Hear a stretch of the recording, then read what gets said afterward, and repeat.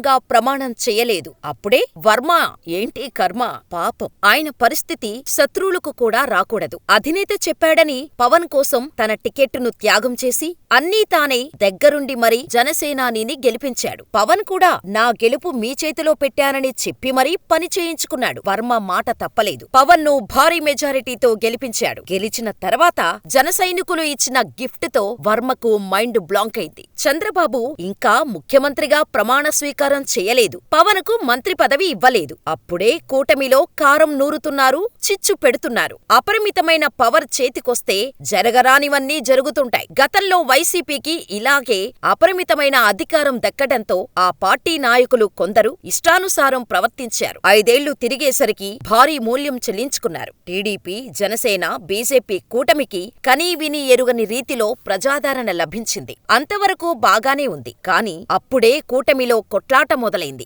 అది కూడా పిఠాపురం నుంచి స్టార్ట్ అయింది. ఇందుకు తాజా ఉదాహరణ పిఠాపురంలో టీడీపీ ఇన్ఛార్జ్ ఎస్వీఎస్ఎన్ వర్మపై జనసేన దాడి జరగటమే. కూటమిలో భవిష్యత్తు పరిణామాలు ఎలా ఉంటాయో వర్మపై దాడి జస్ట్ ట్రైలర్ మాత్రమే అనే అభిప్రాయం వ్యక్తమవుతోంది. కాకినాడ జిల్లా గొల్లప్రోలు మండలం వన్నెపూడిలో వర్మపై జనసేన కార్యకర్తలు దాడికి తెగబడ్డారు. ఈ దాడిలో 3 టీడీపీ కార్యకర్తలు గాయపడటంతో పాటు ఆయన కారు ధ్వంసమైంది. దాడికి నిరసనగా వర్మ నేతృత్వంలో ఆందోళనకు దిగారంటే పరిస్థితి ఎంత తీవ్రస్థాయికి చేరిందో అర్థం చేసుకోవచ్చు. ఇంకా అధికారికంగా బాధ్యతలు తీసుకోకుండానే ఇలాంటి పరిణామాలు చోటు చేసుకున్నాయంటే భవిష్యత్తులో టీడీపీ, జనసేన మధ్య వార్ ఎలా ఉండనుందో చెప్పకనే చెబుతోందన్న చర్చకు తెరలేచింది. గొల్లప్రోలు మండలం వన్నెపైడి గ్రామానికి తమకు తెలియకుండా ఎందుకొచ్చావని వర్మను ఆ గ్రామానికి చెందిన జనసేన నాయకులు, కార్యకర్తలు నిలదీయటం గమనార్హం. తమకు తెలియకుండా తమ గ్రామంలో ఇతర పార్టీల వారిని